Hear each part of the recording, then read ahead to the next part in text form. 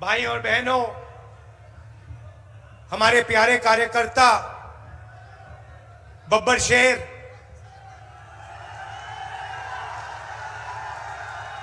जो कांग्रेस पार्टी की विचारधारा के लिए जान देने को तैयार होते हैं, और प्रेस के हमारे मित्रों,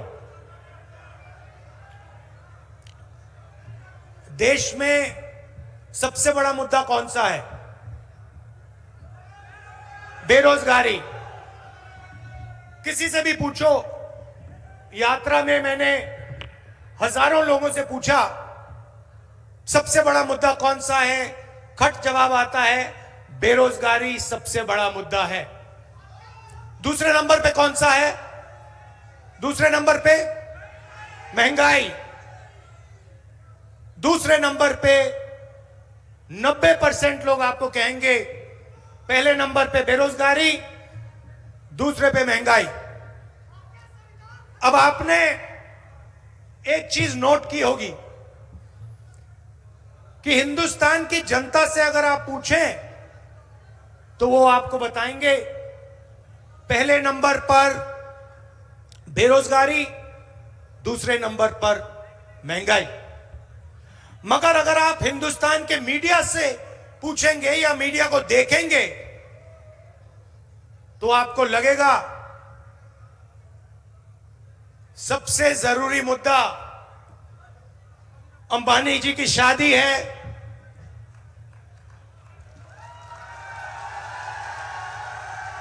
उधर आपको विदेश से हजारों लोग आते हुए देखेंगे। 24 घंटा मीडिया में आपको नरेंद्र मोदी जी का चेहरा दिखेगा। कभी वो समुद्र के नीचे जाएंगे,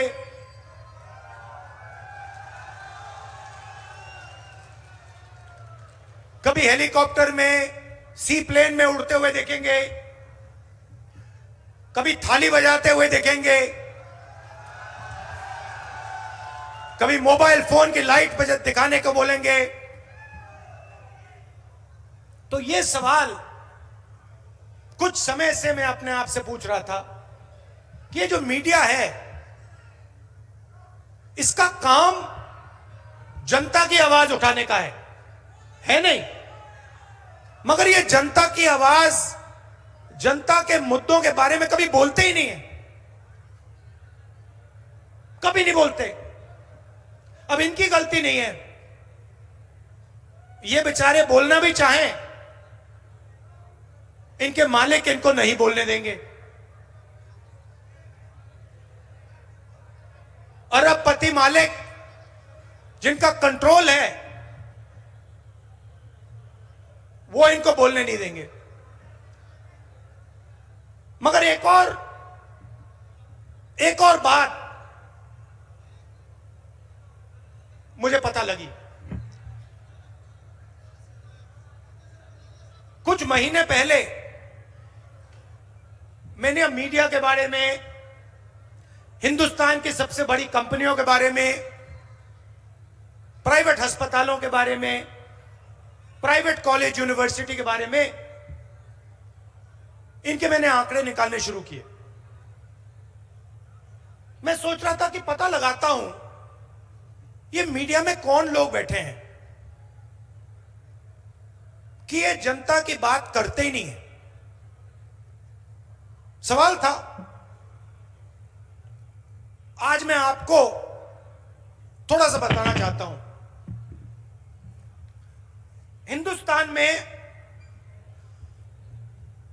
पिछड़े वर्ग की 50% आबादी है तकरीबन। कोई जानता नहीं है, मगर कहा जाता है कम से कम 50%। आदिवासियों का 8%, दलितों का 15%,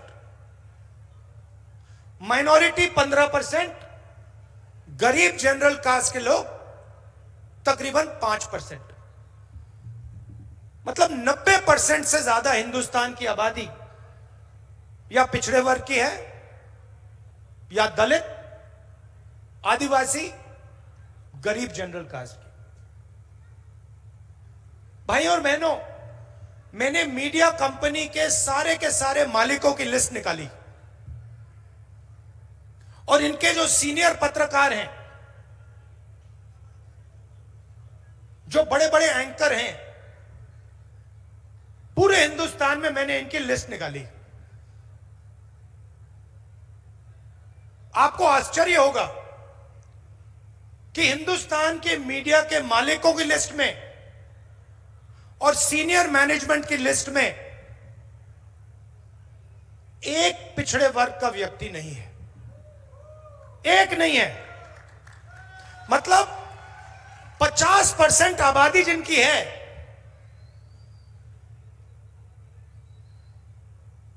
जो देश को चलाते हैं,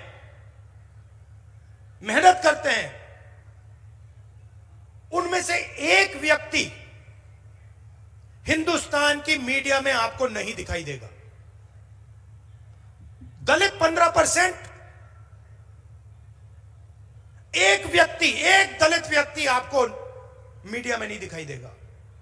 आदिवासी 8%, एक आदिवासी आपको सीनियर मीडिया में मालिकों की लिस्ट में नहीं दिखाई देगा। गरीब जनरल कास्ट के लोग नहीं दिखाई देंगे, माइनॉरिटी का कोई लोग नहीं दिखाई देंगे। ये 2-3% लोग मीडिया में रोजगार पाते हैं।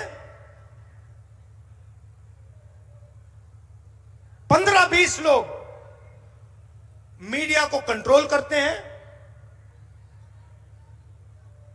और 24 घंटा यही 50-60 लोग नरेंद्र मोदी जी की जय करते हैं। अब सवाल उठता है कि 90% जनता इसमें तो है ही नहीं। तो सबसे पहली बात, ये जो मीडिया वाले लोग हैं, ये आपके नहीं हैं। ये हिंदुस्तान के पिछड़े वर्ग के, दलितों के, आदिवासियों के, ये आपके नहीं है। क्योंकि अगर ये आपके होते तो पिछड़े वर्ग के लोग मीडिया की बड़ी बड़ी कंपनीज के मालिक होते, एंकर्स होते, सीनियर मैनेजमेंट में होते, और 24 घंटा जो देश के असली मुद्दे हैं, इनके बारे में आपको कभी दिखेगा नहीं। किसानों का एजिटेशन हुआ, किसान सड़क पे उतर गए, हरियाणा, पंजाब, राजस्थान, मध्य प्रदेश, पूरे देश में। और मीडिया में क्या आता है? आतंकवादी हैं। मीडिया में आता है और बीजेपी के लोग कहते हैं आतंकवादी हैं।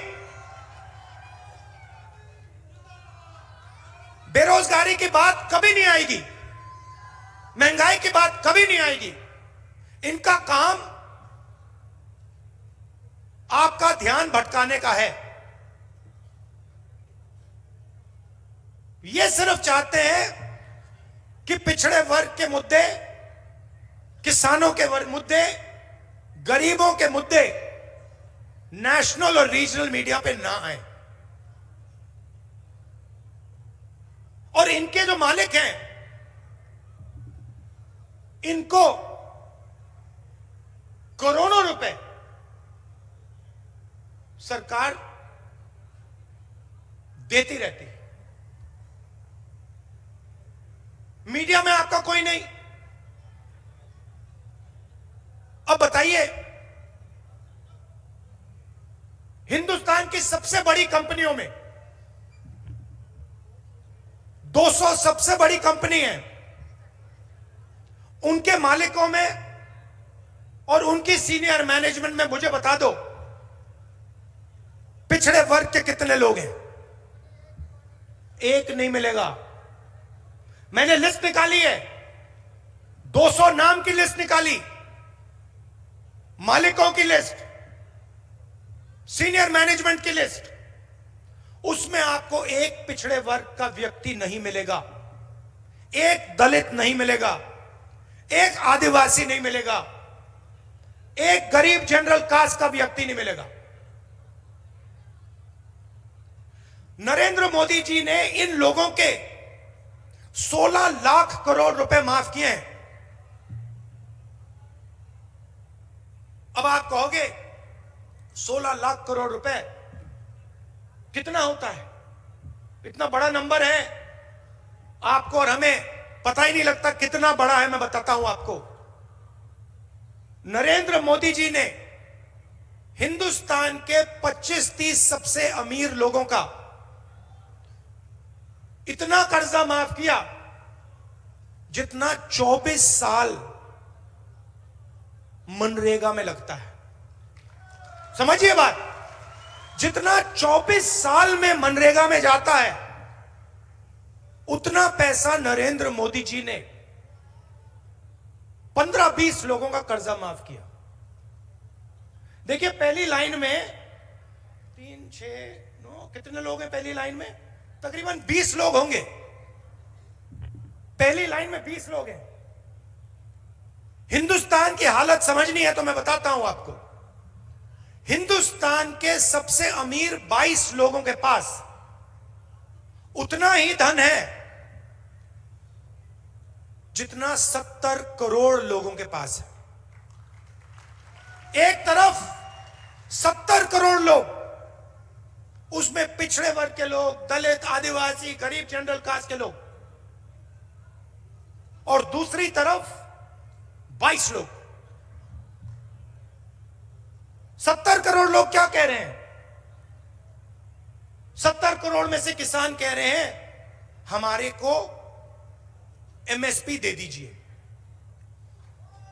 युवा कह रहा है हमें रोजगार दे दीजिए।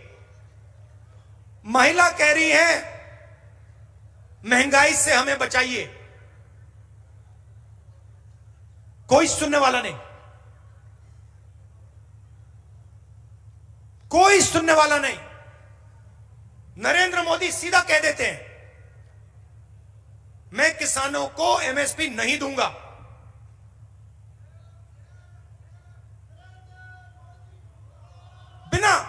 बिना झिझक के मैं नहीं दूंगा, और फिर कहते हैं वो तो आतंकवादी हैं। वायदा किया था 2 करोड़ युवाओं को रोजगार दूंगा, 15 लाख रुपए दूंगा बैंक अकाउंट में।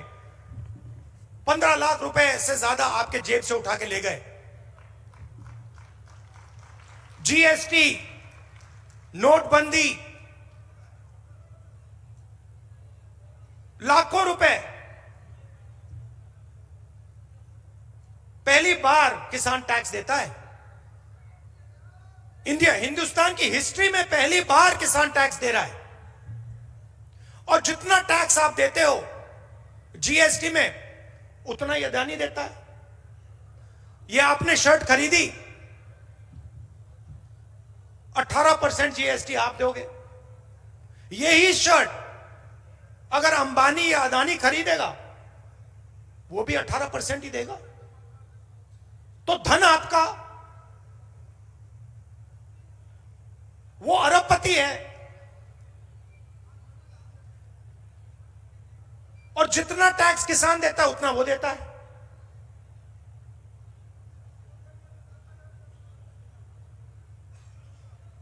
तो अब सवाल उठता है कि बीजेपी ने लाखों करोड़ रुपए अरबपतियों को दे दिए। वो कहते हैं मैं पिछड़े वर्ग का हूं। अगर आप पिछड़े वर्ग के हैं तो मीडिया में पिछड़े वर्ग का कोई नहीं, हिंदुस्तान की सबसे बड़ी कंपनियों में पिछड़े वर्ग का कोई नहीं। हिंदुस्तान को 90 लोग चलाते हैं, आईएएस अफसर हैं, दिल्ली में बैठते हैं, बजट वो बांटते हैं। मैंने आंकड़े निकाले, 90 में से पिछले